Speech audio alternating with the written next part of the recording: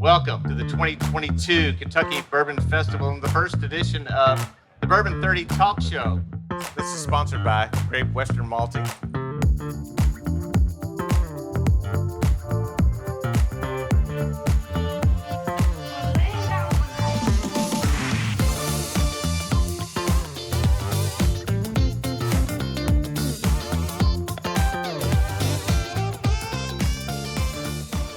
Welcome back to another segment of the Bourbon 30 Talk Show. Is everybody enjoying themselves? That's a good sound. I like that. I'm Steve Coombs. I'm Director of Programming and Content for the Bourbon Festival, meaning I do the events like this and the seminars upstairs and all the fun stuff that you can register for. I get to talk a lot to people in the bourbon business. I'm also a whiskey writer. I guess it's Italian. Maybe I've thrown an accent in there today. Does that not sound very Kentucky, does it? Italian. That sounds better. So I get to write about this business a lot and meet these people and meet people like you at a festival like this, which is an absolute blast. So lucky me to have such a cool job. But there certainly is one person on this stage that may have a cooler job, and that is National Brand Ambassador for Heaven Hill, the whiskey professor, Bernie Lubbers. How you doing, Steve? Good to see you. Hello, everybody. Happy Bourbon Festival. Happy Bourbon Festival indeed. How many bourbon festivals is this for you? I think I first came in 2006. 2006. Mm-hmm. How many people were there in 2006? Well, not the rumored 50,000. I don't know because I was only at at the big grand gala. So you just had to show up and put then your I was at the tuxedo cooking on? thing. I was with Jim Beam at the time, so I was at the cooking thing at the my old Kentucky home, and then I was at the gala.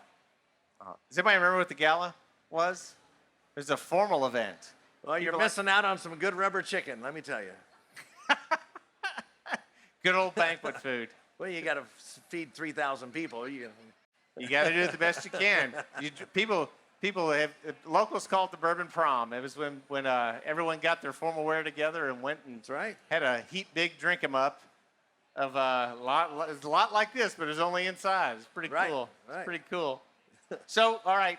So, as part of your job, which is multifaceted, you were out cheering on your team, the Heaven Hill team. Yes. At the Barrel Relay Championship. He's a role model. My role model, get it, right, for the rolling team. And it was a heated contest this year. Not weather withstanding, or? Well, I mean, yes. And so Heaven Hill did win the men's team, so that's really cool. Cool. And then we came in second in the women's team, and top three in the individuals. So that's a pretty fine performance. Absolutely. Who was coaching this year? Is that Jody Filiatru? Jody Filiatru, who's our artisanal distiller, and of course we were all there. Max and Ellen Shapiro were there, and Kate and Alan Latz. It's always cool when you have the owners of the company that are out cheering on the team. So that's pretty awesome. They're not just sitting at home, doing stuff. They really love it. It's one of Max's favorite events. That's cool.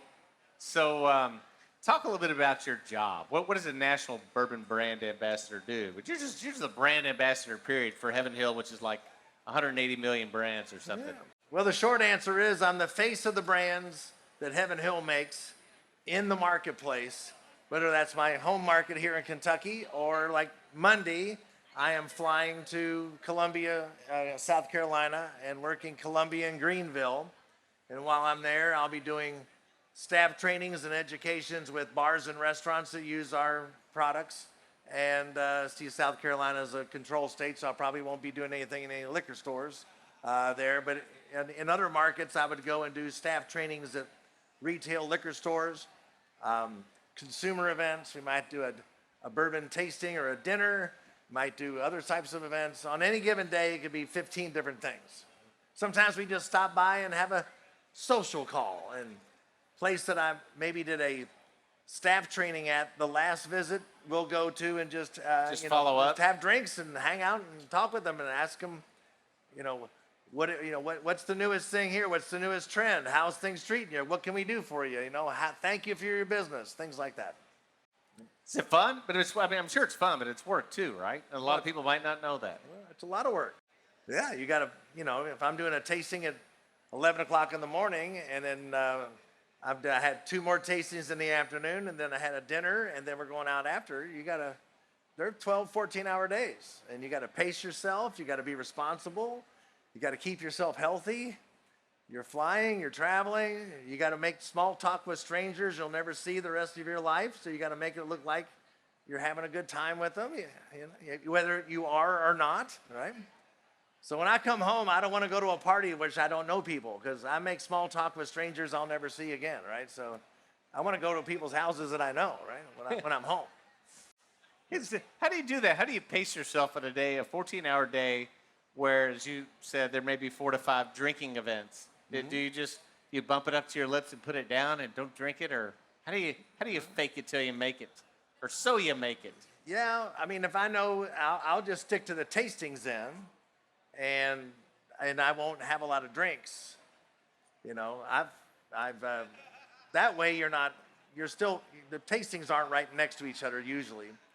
But yeah, you just different ways to do it. I've thrown drinks down a urinal before. That's you got to do what you got to do, right? But you know, I've noticed that when I'm tasting and leading people through a tasting, you've got to drink it, and you know, and I love it. I mean, I love bourbon, but I've noticed some people that in my position that don't do it and they don't drink it, and people say, "Look, he doesn't even drink his own stuff," right? So you got to drink it on the tasting, which is not a bad thing. No, but you just then I just won't drink much, you know, or at all. In the social I situation. might get a drink and let it sit there. Yeah. Right. I remember watching Brent Elliott, the master distiller of Four Roses, walk around the Belle of Louisville on one of those trips. Oh, yeah. Watered down. It just got watered down the whole time. Because you guys are professionals. You have to put on a good image, right? And you go to bars and they want to buy you. You know, I'm a big Mellow Corn fan. Any Mellow Corn fans out there? Okay, there you go. So you know, this is my handshake when I go to a bar and I sit down. This is the national budget for Mellow Corn right there. Well, this is a clear case and a label. But when I walk up to a bar and I put my phone down, whether I know the bartenders or not, they're like, "Oh man, you like Mellow Corn?" I'm like, "Yeah." We got a conversation going, right? The next thing you know, here's a shot of Mellow Corn. Yeah. And Mellow Corn is 100 proof. So, you know, that's kind of stuff you got to deal with. Tell them about that brand, because you're so passionate about it. What makes Mellow Corn so unique? Well, in my estimation, and looking at history, we wouldn't have the Bourbon Festival today, and we wouldn't have bourbon if it wasn't for aged corn whiskey. Because farmers and distillers are making unaged whiskey, and it wasn't until they started putting it into barrels and shipping it down the Ohio River and Mississippi River and Kentucky River to get to other markets and transporting it. And of course, they had sterilized the barrel, because the barrel probably had other things in it before as it came down from Philadelphia and Pittsburgh. So you wanted to sterilize that barrel. They were just being sustainable way before it was trendy. And that's just one story. There's 4 stories of how the barrel became charred, and that's one reason I have a job, because you can't really pinpoint it to one thing. So your job is to keep these oral history stories alive. But when they started putting in the barrels and it got down to St. Louis, everybody always forgets about St. Louis. Well, what about Paducah? What about Henderson, right? What about Evansville? They're on the way, right? Certainly they were stopping there, and that corn whiskey, because it was a high percentage of corn, what we would call corn whiskey today, but they didn't call anything except whiskey then. But when it got down to St. Louis, and especially got down to New Orleans, and it had a different color and a different flavor, and then they looked at the side of the barrels and said, "Oh, I like that whiskey from Bourbon County," or "I like what that bourbon I got on that whiskey from Kentucky I got on Bourbon Street in New Orleans." Regardless, that was corn whiskey, and you know, not that long-aged corn whiskey, and it was in a used barrel. And that's what corn whiskey is. It's not a brand new charred barrel like bourbon. It's in a used barrel. So if it wasn't for Mellow Corn, we would not be here today on September 17th, 2022. There would be no bourbon. So that's why I love Mellow Corn. What do you like about its taste, though? The product that you have in the bottle and bond, lovely corn whiskey. And tell them about what makes corn whiskey anyway. So corn whiskey, everybody, hopefully everybody here knows, you know, years ago we used to have to tell the laws of what makes the ABCs of bourbon. But, you know, you have to what? What percentage of grain, specific grain, does it have to be bourbon? 51%. So I love that. It was like a chorus, right? You said it all at once. Then we have to distill it at a lower proof than we would do for just regular whiskey or pure grain alcohol. So that's 190. So does anybody know what you have to distill no more than to be bourbon? 160. Such a Very good crowd. And the reason of that is the lower you distill it, and you don't even have to remember the number 160, but the lower you distill it, the more flavor you're going to retain from the raw materials, whatever that raw materials is, you're going to use. So then, what do we have to age bourbon in? Brand new charred container, right? Oak. So it doesn't say white oak, it doesn't say barrel, because we could use boxes, but we tried on the relay, boxes don't roll very well. So, but you could use a box if you wanted, and you could advertise that. We have box bourbon, right? But anyway, and it has to go in the barrel at no more than what proof? 125, right? So there's the law students here of what it takes to be bourbon. So corn whiskey also is made from corn. But we've got a law about bourbon that's 51% corn. Well, what is the percentage minimum to be a corn whiskey? Y'all know. 80. So it's slightly different, right? Quite a lot higher, although most distilleries probably use between 70 and 80% corn. So that's not the big difference. The big difference, and our regular Evan Williams at Heaven Hill is 78%. Mellow Corn's 80, just at the minimum. We also need malted barley. And of course, you always need double digits of that, is what our Parker Beam. And by the way, happy birthday, Parker Beam. This is his birthday today. God rest happy your soul. Birthday to Parker Beam, Yeah. September 17th. And so, so corn whiskey is 80% corn and also corn. And then not in a brand new charred barrel, but a used barrel. And then we have a second choice on the barrel. We can use a brand new uncharred. Still distilled less than 160, in the barrel no more than 125. So still restricted, as restricted as bourbon, just difference in the type of container. And the reason it's used or brand new uncharred is the science that happens inside the barrel. So have you ever tasted 6-month-old bourbon whiskey that's been in a barrel for only 6 months? Not very good. It's a little grain forward, right? A little. You taste the grain. Just a little. Yeah. So the first year or two in a brand new charred oak barrel, corn and other grains, their flavor becomes neutral, right? And then the sweetness comes through, or the spice from the rye, but the grain flavor goes away. When you age it in a used barrel or a brand new uncharred, and we don't use brand new uncharred, that's expensive, right? So we use a used, the corn flavor always remains. And thus you have corn whiskey, which should taste like corn. And bourbon tastes totally different, even though it's made from the same 3 ingredients. So that's the cool thing. I think that's cool. And it's bottle and bond.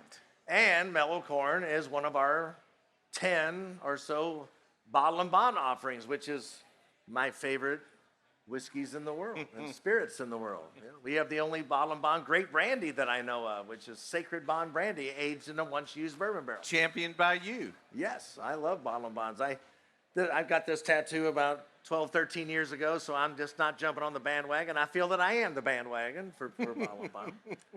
And bottle and bond is another great thing to be talking about, because anybody know what I describe words on labels like Kentucky straight bourbon whiskey is like military men and women earning medals. You have to earn the word whiskey. You just can't be made from any material, right? Can't make it from sugar or molasses or fruits. It's got to be grains, right? And then bourbon has to be specific percentage of corn. Corn whiskey, certain percentage. Rye whiskey, certain percentage. In the barrel, straight. Straight means what? How many years could you age straight whiskey? Minimum of 2 years. It's an age statement, right? Word Kentucky. Of course, it means something. It's distilled and aged in Kentucky. We're proud of that here, And folks who are outside of Kentucky who make bourbon are proud of theirs. But Can you imagine that Florida straight bourbon whiskey is going to taste a little different than Kentucky straight bourbon whiskey? Can imagine. Of course, they have different aging. It's still going to be good. It's just not going to be Kentucky. Yeah. North Dakota straight bourbon whiskey is going to taste different than Kentucky. It's going to be good, but it's just not going to be Kentucky straight bourbon because of all that. So see how that works. So those medals are earned. But if it says bottle and bond on top of it, it's got to meet those restrictions, and on top of it, a whole set of other, one distillery, one distilling season. It's got to be from the distilling season is a 6-month period. There's a spring and a fall. It's got to be reduced in proof to exactly 100 degrees of proof. Bourbon can be bottled 80 proof or higher, but bottle and bond's always 100. Pure water only. Has to be aged for a minimum of 4 years, not just 2. So double. Yeah. And then you have to put the real name of the company and the DSP, the distilled spirits plant number. So I know exactly who made it. I'm guaranteed purity. I'm guaranteed strength. I'm guaranteed age. And in 1897, when this was passed, it really meant something. It means something today. So because it has all the damn metals, I call them the Green Beret of spirits. It's got all the metals. So why wouldn't you want every single bottle and bond that every distiller makes, right? How's that for a lesson? You know that? Make you want to buy Mellow Corn? Yes, It's a good absolutely. liquid. So let's talk about the fun part of the job. Because clearly you're a people person. You get to meet a lot of people. Any idea how many people you meet in a year? Oh, geez. Thousands? I would say 10,000. 10,000 Maybe more. people. I mean, look. You know, when you have events like this, you're meeting more than just a few people. But even one-on-one, I bet it's 5,000 at least. Wow. So, and you get to do this around the world. Have you begun traveling globally yet? Yeah, I've been Since over. COVID? I've been over several times for Heaven Hill. I've been over to Eastern and Western Europe. Since COVID? Not since COVID, Oh, but 3 times before COVID. You were awfully fond of Poland, right? I love Poland. Poland's awesome. Poznan, Poland, and Warsaw, 2 great markets for us. Czech Republic, been to Brno and Prague. Prague, gorgeous city. Yeah. London and Paris, of course, Rome. But little towns like Teplice in Slovakia and Bratislava, Slovakia. I mean, it's really neat to see your brands and you know, at the UFO bar on top of the bridge in Bratislava, Slovakia, and I can get Rittenhouse Rye, right? Pretty damn cool, right? Well, how do these people receive you? Are they excited to see you because you're a whiskey guy, or because you're an American, or Heaven Hill man, or what? Well, it's usually because I'm with the distillery, and you know, in towns like that, you know, really don't get a lot of ambassadors. So that's one reason we picked it. You have to land in the larger cities like London or Paris or that. But then you go out, you know, it's hard to go where, you know, Scotch is really big over there. So, you know, they got Scotch ambassadors all the time, right? They got, you know, cognac ambassadors all the time. And like in London, it's hard to, in New York's the same way. San Francisco's the same way. On any given day when you have maybe, you know, how many bartenders are part-time ambassadors for a brand in towns like, cities like that? You know, and then you've got folks like Fred Noe and Eddie Russell and Brent Elliott out. You know, I'm just little Bernie Lubbers. I can't compete. When if I got a tasting the same day and Eddie's in town, guess where you're going to be? You're going to go see Eddie, right? I might be there with you, right? But, you know, so the competition's hard. So we pick towns that we do good business in, and we try to spread the word. You know, we're just planting our flags over there with a lot. We're only 5% international with Heaven Hill. A brand like Jack Daniels or Jim Beam, that's 60% for Jack and 50% international for Jim Beam. We're only 5. So we're not really we're just trying to plant the flag and spread the word, right? I was talking with Kate Latz, the new co-president of Heaven Hill. They were over at the barrel race. That's right. I think I saw her actually walking across the lawn. And she had said in an interview I did with her about a month ago that if Heaven Hill could capture 1% of the Scotch market, just 1%, it would pay for the brand new distillery. Yeah. That's how small American whiskey is compared to the Scotch market. Absolutely. And you think about a brand like, I remind folks all the time about Jack Daniels from our friends at Brown Forman. What an incredible brand Jack Daniels is. They just announced this week they were sponsoring a Formula One race car. Yes. That's big time, right? Yes. I mean, that brand is about 17 million plus cases a year. If that is, and that's publicly held company, you can look that number up. That means that that brand, one brand, outsells the entire bourbon and rye and American whiskey, other than Jack Daniels. So combined, we don't sell as much as one brand. That's the future of bourbon. Because look at you all. You all came out from all over the country, right? And there's people here, I know that there's Lilith and them are here from Australia and other folks. And look at the excitement we have about bourbon. So isn't that cool? So I see one day where we're going to outsell that brand, hopefully, because it's a competition. It's a friendly competition, but still. But hopefully we outsell Scotch one day around the world. Right. Yeah. That's why we That's do a what prohibition we will do to you, right? do. Yeah. But, I might not still be here, but we'll be doing it, right? But you mentioned our friends at Brown-Forman, our friends at Four Roses. You could be saying that as a pitchman and being kind, but it really is pretty true across the industry, isn't it? That outside of the sales realm, at the retail, level, it's pretty damn competitive and tough. Oh, very. But the industry does tend to get along. Yeah, really we've got well. one of our sales reps from Oklahoma here. I mean, she's out all the time, just slinging it and killing it, right? But we all did rally around when Heaven Hill had the fire in 1996, and you know that if it wasn't for our friends at Jim Beam and Brown-Forman and Wild Turkey, who sold us aged barrels, we lost 90,000 barrels that day. They made whiskey for us, right? Contract-wise, but we paid for it, but they still did it. Now that's 1996 when the industry really wasn't like it is today. Right. Of course, another reason we like to do that is because we have family members and friends who work at other distilleries. You want them to survive, right?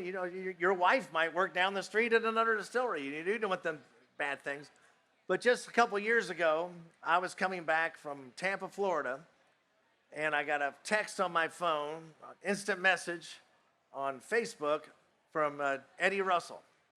And I was like, oh, shit. Does everybody know who he is? Yeah. The master distiller at Wild Turkey? Wild Turkey, Jimmy's son. And I was like, oh, shit, Eddie Russell just texted me, right? So I asked him, showed the person in front of me, look, Eddie Russell just texted me. And they didn't know who Eddie Russell was, so they couldn't. Or you, for that But matter? or me, or they thought of some nut. But, and he said, hey, we hear you're doing something, process, and over at Bernheim facility where Heaven Hill distills our whiskey downtown Louisville, where you're saving hundreds of thousands of gallons of water a month. Said, yeah. I said, Connor. He goes, I don't know Connor. Our new master distiller came over from Angel's Envy at the time. He says, can we come over and see what you're doing? So I said, absolutely. I said, so, call. I said, I'll set it all up. I texted Connor, sure, come on over. So he and Bruce, I didn't have to call my boss and say, is it okay, right? I didn't have to call Max and say, is it okay? It's just okay, right? So they came by the next week, and they saw what we were doing, and now they're doing something similar to save water. That's a lot of money. So that's kind of how we do it. We share best industry practices, because we want, we're not going to outsell Scotch if we don't all get through, right? Right? We ain't going to make it. And there's Steve from Yellowstone, 150 years. Congratulations this week on there. Are you that old, Steve? Did you just turn 150? Is that what he's saying? 150. He looks pretty good. But freaking Methuselah over there. That's just what we do. A lot of times I'll go out with Steve. He lives right down the street from me, and we'll go out together. And he's promoting Yellowstone, and I'm promoting our brands, and we're sitting at a bar together. I'm not trying to, you make an impact, right? When there's more than one of you, when two or more are gathered in Bourbon's name, right? You do pretty good. All right, so we have 50 or more distilleries gathered in Bourbon's name here today. Awesome. As a guy surrounded by all these brands and your friends in the industry, even competitors, let this last question before we sign off. Yeah. What do you get to do? Do you get to go taste their whiskeys and just have fun and relax and not necessarily have to have your Heaven Hill hat on today? Oh, I've always had my Heaven Hill hat on no matter where I go. I mean, that's part of it, face of the brands. Even if I don't have a Heaven Hill shirt, some people know where I work and what I do. But it's just, well, I always look forward to a bourbon fest, or we go to different whiskey fests around the country in bourbon festivals, like in New Orleans or New York or Chicago. And we enjoy going around to the different tables just as much as you all do, right? And we love, because we have our blinders on. I work for Heaven Hill, so I taste 99.9% of what I taste is Heaven Hill stuff. And it's, thank God I love it, and we make damn good whiskey, so that's a good thing. But it's nice to know what everybody else is making, and it's fun to taste other things. That's why you're here, right? I call it the life sentence of drinking is over. You know, what I mean that people like my father, my mom, their peer group, aunts and uncles, they drank one thing. And if you went to a party and they didn't have that one thing like Seagram 7, right? That was a life sentence, right? 7 and 7. Right? Still a big brand and a great whiskey. But people might have go-tos now, but we want to try them all. And we're Right. kind of the same way. But you know, I'm in my bubble, so I do enjoy it when I get to do this. I look forward to it. Just don't get to do it as much as I'd like to. But Yeah, that's what they all say. Bernie Lubbers, thanks so much for doing this. Thank Taking you. the time. Thank you Always so good to much. see you. Thank Thank you so all much to very our much. sponsor, Great Western Malting. We couldn't put on this show without the help of people like them and people like Heaven Hill, of course. That's right. So, And happy birthday, Parker, and have a great rest of your Bourbon Festival. all right. Thank you so much.